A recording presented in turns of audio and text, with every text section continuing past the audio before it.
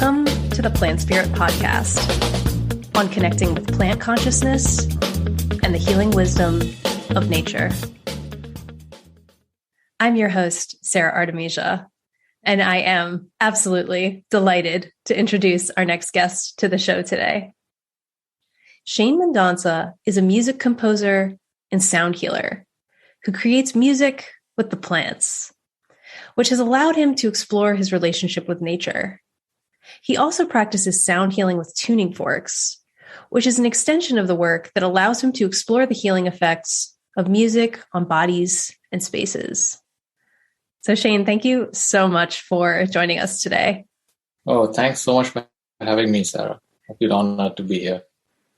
It's so awesome to have you here. I mean, man, we could just go so many different places right now in the conversation. And I think to start, I would love to hear about your experience with generative music and really, in your experience, what is generative music? So generative music in a nutshell is a kind of system of music where we set up parameters where the music kind of evolves and changes over time. And no two moments are similar in that time and space. And generally, when they are set up a certain way, they can keep on evolving, and it never repeat itself. So generally, that's what generative music is. It is living organism of music that is constantly evolving and breathing new life every minute and every second. And so how do you work with generative music with plant music? So the thing is, when you connect a plant to one of these synthesizers like I have behind me here, you get these electrical patterns that come from the plant that then are used to make musical data. And the interesting thing about plants in general are that like us are constantly changing every minute and every second. All the processes happening in our body, breathing differently every second, and the kind of the digestion kind of changes our kind of, bodies every minute and every second, breath, emotions.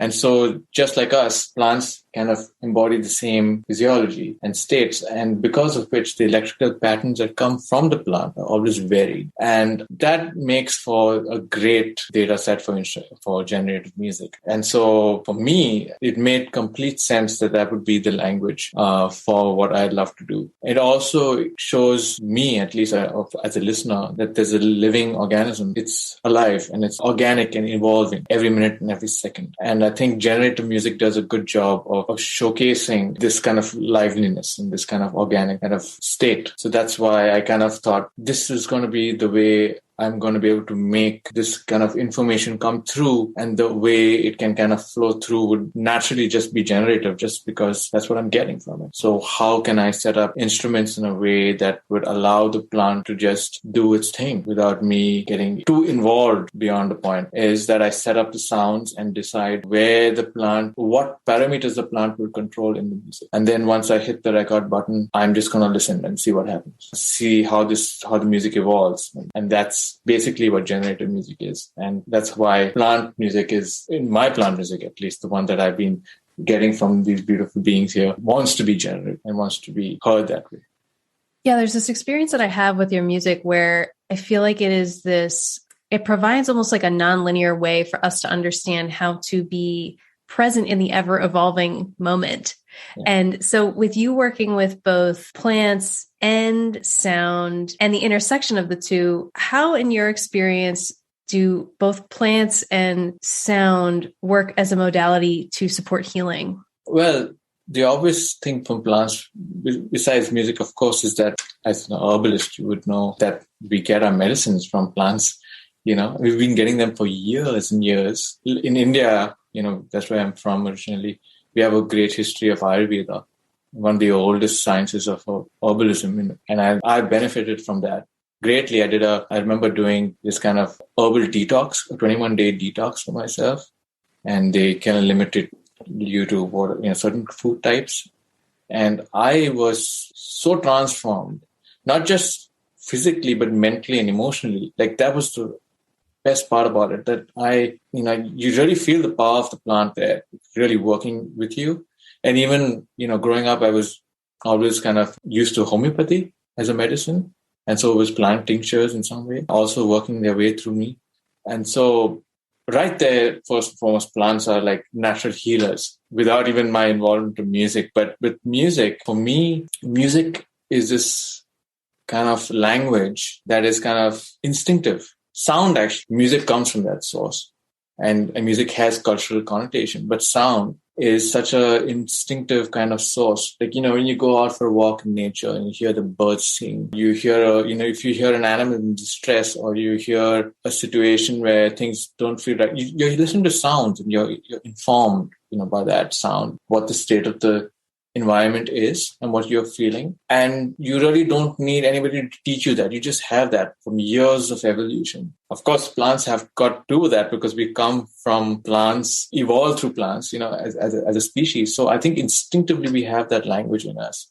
And for me, I think sound can give you this kind of doorway to experiencing or connecting with nature in a way that is already intuitive and instinctive, and not just intellectual. And I think that when we are in that space, we can really listen in to what's actually happening within us and take note of what needs to change on a deeper level. Because now you're informed, not just intellectually with your senses, but also intuitively and instinctively in your body. You need to access that kind of information. And I think sound can help you kind of get to that place quickly without kind of stops you from overly thinking and kind of reattaches you to your heart and I think that's where the healing starts to begin. Of course, from there on, there are many modalities of sound healing, and there are many ways to approach sound. I have really been excited with Eileen McCusick's method of tuning the biofield with tuning forks, and I thought that was really close to where my sound healing practice to go to, and that actually informed my curiosity with working with plants, the biofields and the energy of the plants, and the fact that they don't really speak cognitively, but they speak differently. And that's the part I want us to kind of wake up to, the heart and the spirit and the instinctive part. But it's the perfect reason why the intersection of sound and plants would kind of be the natural way for me.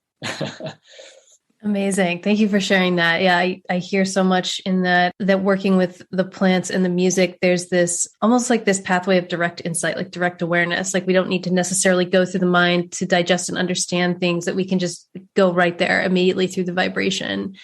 I'm curious, in your experience working with plant music, how has plant music really helped to shift your perspective in life or about orienting to yourself even? Wow, that's a lovely question. I've been a musician for almost 2 decades now. Right out of college, I was working at a radio station, and then I was making music for like films and TV shows and ads and all that. And in that world, you're very structured. Your client says this is what you need for the story, and you have some kind of freedom to do a couple of things within some constraints. And, you realize that you're still making music, which is beautiful, but there are constraints, and you haven't really experienced the full effect. But with plant music, for me, when I first started this, when I first had my first experience of listening to the plant, it was breathtaking, because first here is this perfect being that is giving me speaking to me in a language that I can recognize, which is sound. And then it's also freedom, because I don't know what's going to come next. Like, I don't know what's going to come. I am forced to listen, right? I'm forced to be in my energy and really listen in without having any, musical knowledge or any kind of constraints to like being a perfectionist and kind of my artwork come through here. It's just like, I've got to listen first. I got to stop and listen and see what comes through. And for me, that was magic, because I realized how structured I am, how conditioned I am, how conditioned we are with everything that we've gone through. It's only when you get the opportunity to kind of stop for a second and break away from what you think, what you're used to, that you can really see that we are so structured. And I think And plant music is the kind of key for that. For me, it was really the key. And then I'm like, oh my God. Okay. So, I'm going to be listening to this plant do its thing, and I'm going to see this plant kind of make music here. And I'm going to be figuring out how am I going to be part of this conversation, because I have no clue what's going to come. And so it's exciting. It's liberating. And it also just opens new doors. You're just excited. It's like new. It's like learning to play an instrument for the first time. You're just excited. It's excitement, but it's even more exciting because it's a plant. Just like you're so in touch with creation at that point. You're so in touch with what makes you alive. And what moves this world. You kind of have a kind of essence of what that is. You don't have the full story, but you have the essence there, right there. And that really shifted my perspective. It really showed me how structured I am and how much I need to still understand and learn. And it starts with just tuning in and listening. Yes, I love that is such a key. That's the foundational part of your process. Absolutely. With plant music, and how I just have this sense so strongly with your work that it acts as almost like this archetype of the way that you orient to multiple other things of this. Yeah. Go in and listen first, go in and ask, listen, see what comes up. And clearly your work with the plant music is so co-creative. I'm curious, could you walk us through a bit about like when you are feeling drawn to work with a plant, what is the process? How do you approach the plant? What do you do? And what is your experience of reciprocity in that process of co-creating with nature? Thank you. It's a lovely question too. It is important for me to first ask for permission. Now, asking for permission can be done in many ways. I think one has to find their way. It's not so much what the way is, but the fact that one should try to do this. And the reason why is because what it does, it cultivates empathy. And this is what really the essence of me asking, or even thinking that I should ask a plant comes from. It's empathy. And I want us to be more empathetic to nature, to ourselves, of course, and realize that we can. But it starts with just accepting the plant is sentient, even though we might not speak the same language, even though we might not, remotely function, in the same way, so to speak, on a physical plane. But I think there's an importance of showing some kind of respect and to a living being that's in front of you. And I think that you can do that in many ways. For me, it's first sitting with the plant, checking in, looking around and seeing, okay, who would want to be part of this journey today? I'll go to the plant, sit down, meditate for a bit, try to feel the essence of the plant with me, and then ask for permission and see the first answer I get. The first answer generally is the one that you should go with. The second one is going to be your mind coming to play, doubt you. And sometimes it's no, and you just say, okay, it's saying no today. So I wish I could use this plant for music, but it's saying no. So maybe not today. And then maybe I should do another plant, or maybe nothing today. Maybe it'll be something else. But I think trusting that instinctive first instinct of what it is without judgment is a great way to go in. Just leave the conditioning thinking behind. It might sound really weird or look weird to you, your talk asking for permission for a plant, but just trust that method, because there is something beautiful in that. What it does is it invokes a kind of connection and reciprocal connection, because you are co-creating at the end of the day with the plant. This is the plant as much as more the plant than me, actually. I'm partaking in it, but the plant's there. The plant's doing all this stuff, and I need to show it some respect. And for me, that's very important. So I try to do that. Another way is you can offer, people like to do offerings. Each culture has their own way to do things. Some offer tobacco, and some, offer other things. I think for me, like even a sip of water, would be great. And even just gratitude. Start with gratitude. Even that is just something to start with, to explore this connection. So yeah, I think I'd start with that first, and then I would connect the sensor pads on the plant very carefully, because the sensor pads, they have this sticky compound, and they can get very sticky. So you got to be very careful, kind of taking them off and putting them on. And you also get a clip, like this sensor, little clips. And they are, depending on which plant you're working with, that day it could be, very delicate. So you got to be very careful as to where you place them.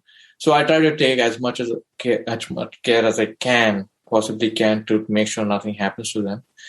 Just try to work with them and listen in, and then share in the journey. You are collaborating, so to share that and to enjoy that process, and not to think initially it might feel foreign to somebody to do something like that, but just to trust it and to let it happen and just to go wrong. What do you experience as a yes? Like when you're asking a plant, can we work together today? How do you viscerally perceive that as a yes? So for me, first, like as a sound healer, I developed this technique, or we've been taught. One uses a pendulum, but the other way is to find your inner pendulum, which is to ask yourself, what would a yes feel like in your body? Do you feel energy rising up? Do you feel a sense of overwhelm? What does a no feel? Do you feel like a sense of sinking down? So to first calibrate yourself to find what that is, what that mechanism is. It's really, that's the core, your instinctive, intuitive part of your gut, your body. That's the tool that gets you to listen. So once you can develop that, once you start and you realize that's what you need to find, then once you have that key, when you sit with the plant and you ask the plant yes, and you feel a sense of rising, or you feel a sense of no, which is down, even though your mind is like excited, you just know it's completely different from your mind. It's a physical feeling in the body. And so I go with that. I found a way to develop that from the sound healing practice. And I think that one can start doing that, finding their body's response rather than not just their mind and voice. Because sometimes you can hear a strong yes, and your body comes through with that yes. And that's really like, yes, but if you hear a no on your body's like, or you hear a yes and your body's fighting it, I think that's when you kind of have to, make sure your passageway is clear to receive information, and then, go from there. So that's just one of the ways I think, you can approach this. But yeah, so I think that's the way I kind of listen in. And yeah, I don't know if there's any other way. I'm sure, like, if you're an energy practitioner, you use pendulums and stuff, that might help. And then the pendulum kind of does the same thing. It kind of taps into your subconscious mind, right? And then helps you extract that information. And that's all it is, just finding that tool to help you extract that subconscious, non-thinking part of you, because that's where the information is really coming in, at least from my experience so far. That's awesome. Yeah, tapping right into that space of direct awareness, direct perception in the body. So important. Absolutely. You recently did an album, The Herb Garden, right? Yeah. What was your inspiration for that album? I think it's so cool that you did a whole album focused on herbs. Well, actually, I must thank my wife for that. She's, we just moved here to Canada, and we've just started to develop a small garden outside, and the herbs and stuff like that. So we ordered a lot of herbs in summer, and we wanted to grow our own food and, experience, what it is to grow your own food and eat it, and then get in touch with nature.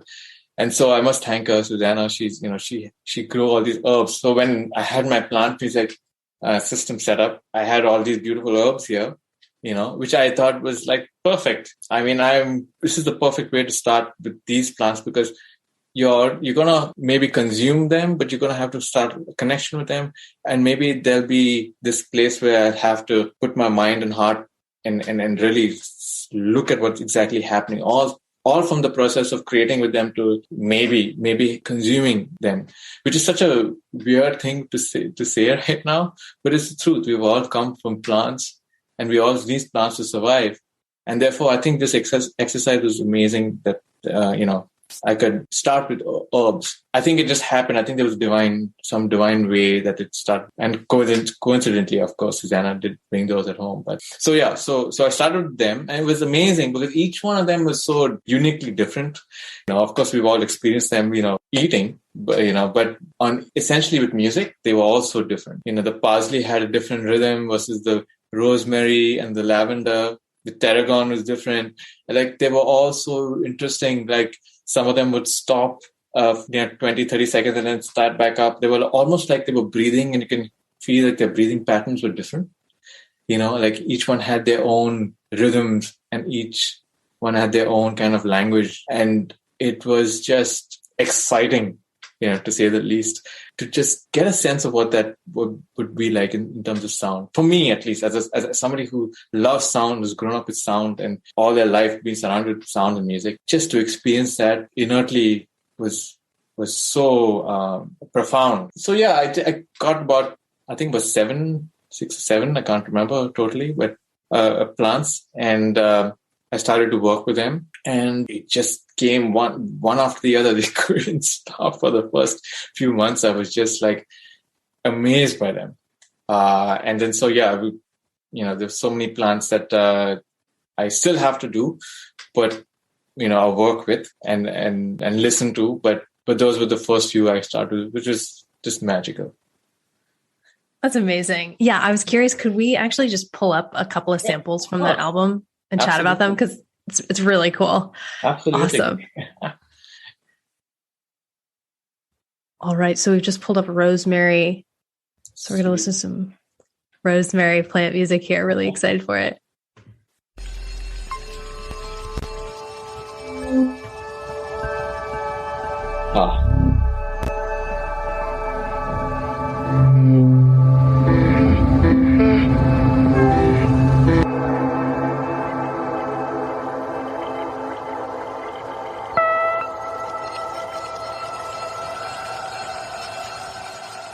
There's something about it that feels so simultaneously otherworldly, but also so earthly. It's so cool. Thank you. I instinctively kind of choose the sounds that should go on to this piece. Like, it's very instinctive. And for this one, I think I had some vocal samples in there, and I had some chimes that I had, like I created some chimes from like forks and spoons, like my measuring spoons in the kitchen, and recorded the sounds from there, like one metal sounds too. And I think there's a piano sound in there, and so all these different kind of textures and samples. I think the sound of maybe some nature sounds in there too. And then, so those are loaded in. If you see on the left, there's these two kind of wavy ring thing. It's a sampler. There are two samplers, and on the absolute left of that system, that bar, there's a small light that keeps coming up, which is the kind of activity from the plant. You can see it come up there again. It's like a little blue thing that comes up. And normally it really lights up a lot, but the rosemary had really like a gentle activity. It was very like slow, and it was very like gentle somehow. And so it would trigger the sounds like sporadically, if you can hear. And so when you see these cables coming from the top over there, they kind of like little branches or roots. You take them and they connect them to different parts of the system, and they kind of transfer all this energy and this information to the modules, and they control different parameters. So for this particular one, there's a moog on the left, and then on the right, which is not really in frame, but you can kind of get a sense that they're there. And so they're triggering the bass sounds. One is a really high octave bass, which really is soft in the background, which comes from the one on the right, which is a drum machine, but can also be used as a synth. And the one on the left creates the bass sounds. And so every time there's activity in the plant, you'll hear these kind of these samples being triggered. And so that's all it is. I put the sounds into the system, and I say, okay, plant's going to be able to control this instrument, the plant's going to be able to control that. It's going to be able to trigger or move through different sounds and play them as needed. And once these connections are made, you leave it, and you see what happens. And sometimes there's another module in the middle over there where you can use which you can use to kind of modulate things and make things more fluid.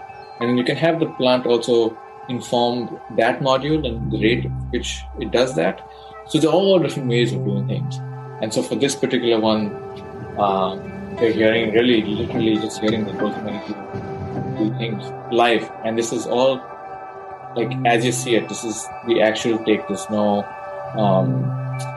post-production in this, except for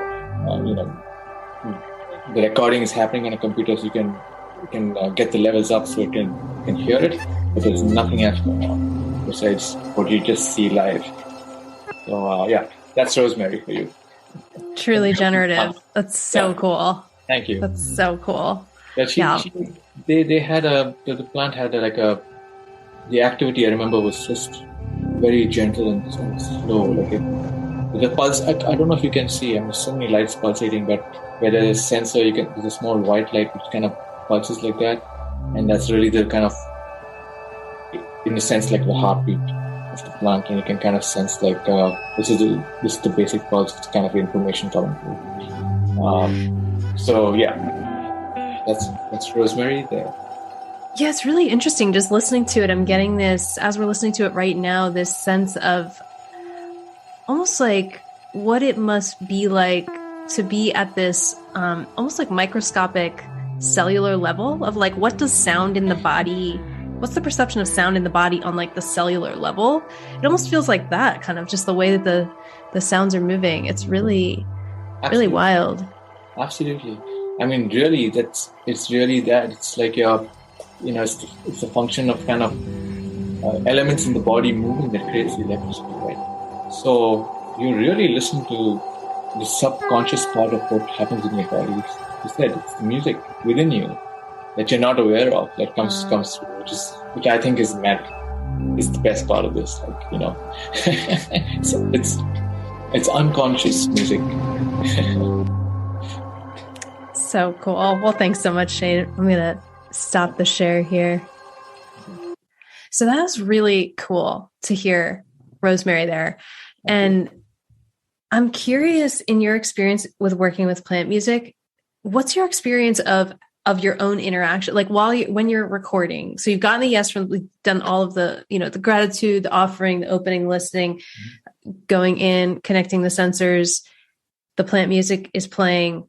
How do you experience your own, in my experience, it'd be like your own energy field, like merging or interacting with the plant and how that influences the plant music? That's very interesting. When I I think one of the first plants, of course, was the money plant that I kind of, was listening into over here, and same one. But I also had a chance to listen to an orchid plant that my neighbor had kind of gifted us as a housewarming gift.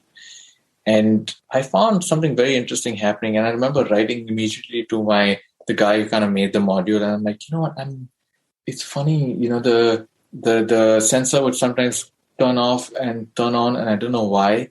And so, but then I stepped away from it one day and I came back in and I realized that the activity was changing as soon as I came in and went out. And then I remember running out.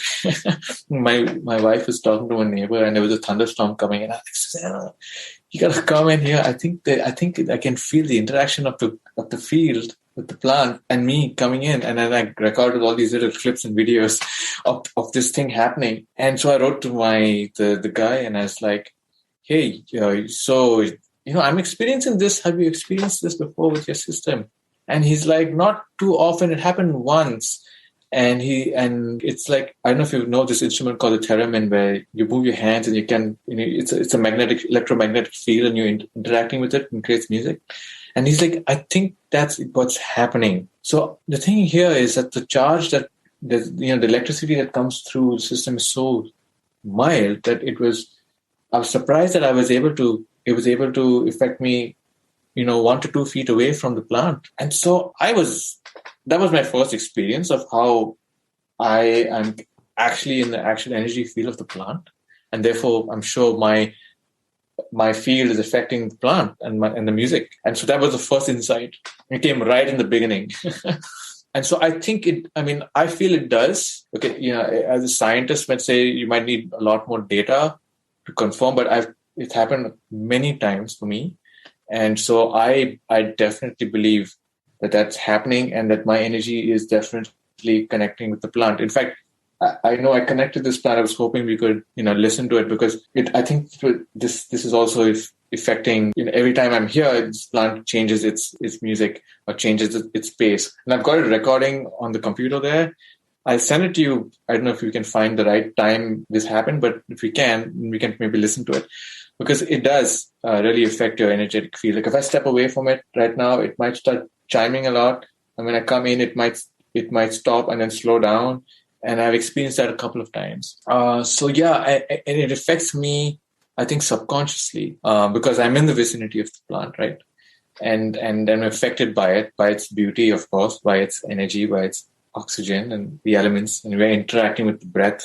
It's a consistent interaction with the air, the element of air, which is also what holds sound. So there's obviously some information coming through. And I think that's what's happening. Every time I sit with them, I sit down and I'm listening and I'm figuring out instinctively what I want to choose, where this is going.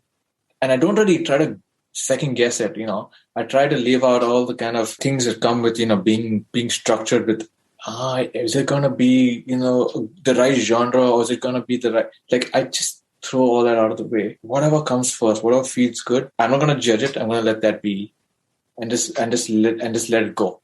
And I think that's what I've experienced by this. It's just a letting go and accepting the moment kind of thing, and just letting that inform the music, the choices. So yeah, I think they're completely kind of working with me, on that level. And it's like, I don't know if this is the exact analogy, but it's like almost, when you listen to jazz or you see jazz musicians kind of play, they have a central idea and then they kind of jam with each other and they kind of develop conversation around it.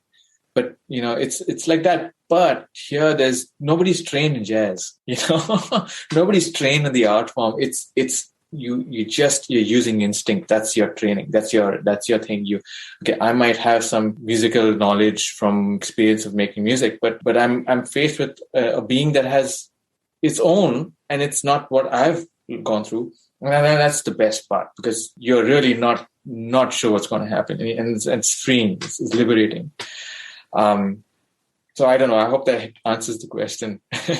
Oh, totally. Yeah. And really what you're getting at there of just really listening to the moment, like listening and honoring the moment of what's arising in the moment and just how powerful that is and how that can be applied to any situation in life. And absolutely. I feel like as we move forward on this planet and there's, these increasing experiences of change that we need to be adapting to, that kind of approach can be incredibly valuable. And in your experience, because you are so connected with plant music, looking ahead, what do you think plant music can really do for the planet as we move forward here? Oh, that's a big question. The way I see it, see it in my mind's eye is that I think what it can do is it help people kind of let go of what their patterns and break free from them. They can observe their conditioning. We can get close to realizing that we are all kind of connected first. I think that's the first thing I think it can do for people. And there's no barrier. There won't be a cultural barrier because it's sound and it's music, and there shouldn't be a language barrier. And I think that should hopefully unify everybody and should hopefully show people that we're all connected and that we're all unique, and should be celebrated too. Because nature is so unique. Plants are so unique and they're all so different and they're all so beautiful and they all sustain us and they all give us life. And I think that's what we can all do for each other. And at some level we are, but we get, we're distracted potentially from all the things that are happening around us. But sometimes it's good to just kind of go back to the essence. And I think plant music can draw people back into the essence of who they are. and discover that we are nature first. We are nature, and we just need to listen and just realize that we are, and just be nature. Be as we've always known to be. Just kind of come back to that. I think it can also, like I said earlier, maybe help us accept every moment as special and not judge it. Not judge a situation, not judge, just accepting each uniqueness of each moment in every day as a gift, and really embodying that because of the sound, kind of speaking to you at that moment, just like soaking that feeling in. And if we can kind of keep that feeling with us through and through, I think that can, help us build empathy, not just with ourselves, with one another, but with all life. And so we can have the planet in a better way than it was yesterday, just building more empathy through this exercise. And that's amazing. That's what I hope plant music will do. And I hope that more people can kind of get into plant music for that and just to experience that. And don't take my word for it, but experience it, embody it. I think I'm hoping that people do that, and they try to maybe or they maybe choose to try to walk in this way, try to experience it with this kind of reciprocity and this kind of feeling of empathy going in, letting go of all the judgment, what that might be like, and just giving yourself a chance to experience it that way. I think that I think that will really do a lot of good for everybody, especially now. Yesterday too, but tomorrow for sure, and especially now. Totally. Amazing. Well, Shane, thank you so much. So tell us, how can people find out more about you and your work? Well, they can find me on shanemendonsa.com. That's my website. At Shane Mendonsa on Instagram. And I have like a link tree that links to my Bandcamp page, which is also shanemendonsa.bandcamp.com. And you can find both the albums. There's a herbal, the album with the houseplants and the one with the herb garden. You can find those there and listen to them for free, or have better versions, or high quality versions, and you can support the art form through that. You will also find these videos I've made with them on YouTube, on my YouTube channel, which I don't have the link because it's convoluted, but I think it'd probably be in the description here. Or you can just search for lavender or search for rosemary and plant music, and they'll probably pop up. Yeah. And I first came across your music actually while connecting with a very good friend, a mutual friend of ours, Susan Bowers, who actually works with your plant music while she's making her herbal medicine, and that has totally catapulted her medicine making into a whole new realm. And so I want to just give some gratitude to Susan now for bringing that connection in and just introducing us and really, I think, showing one of the many ways that plant music can be integrated into so many ways for healing in the world. And just, I feel like we're just barely scratching the surface with this. Absolutely. No doubt in my mind. Like every time I kind of go into it, I think I know less than I did yesterday. It's a very humbling experience. And I know it's just scratching the surface of what's behind the music. If you're really listening, you're going to pay attention to what happens behind the music. That's where the magic is. And Susan Bowers, oh my God, she's been, so lovely. I also got introduced to you through her, and I thank her for that. And she's such a lovely soul, such a wise soul who been making her own plant music as well for so many years. And then she's incorporated, she's told me she incorporated the music that I've been working with these plants with for her medicine. And it's been amazing. And she's telling me, she shares these beautiful stories of how that is. People are telling her that her medicine is, with the music is really not just mine, our own, of course, just change. The medicine is stronger this year. And she's lovely. I can't wait to meet Susan sometime. and then just listen to her music and see what she does. She sent me this lovely tea that she said she grew from the music that came from the plant music that you've heard here, some of it. And I was really touched. Like it's such a humbling feeling, and it's such I can't express it. It's such a beautiful thing to receive for somebody who values land and and works with the land in such a beautiful way. Like really, it's such a beautiful thing. So thank you, Susan, and thank you to everybody else who's kind of been on this journey with us.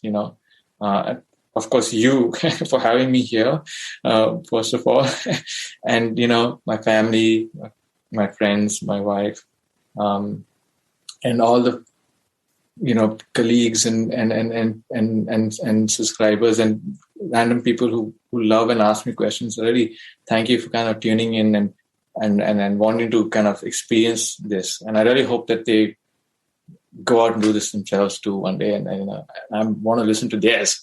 I want to listen to their experiences too. So I'm very grateful for that. I'm very grateful for this.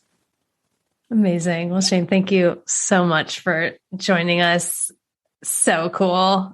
Thank so you. Cool. Thank you so much. I'm really happy to be here and honored.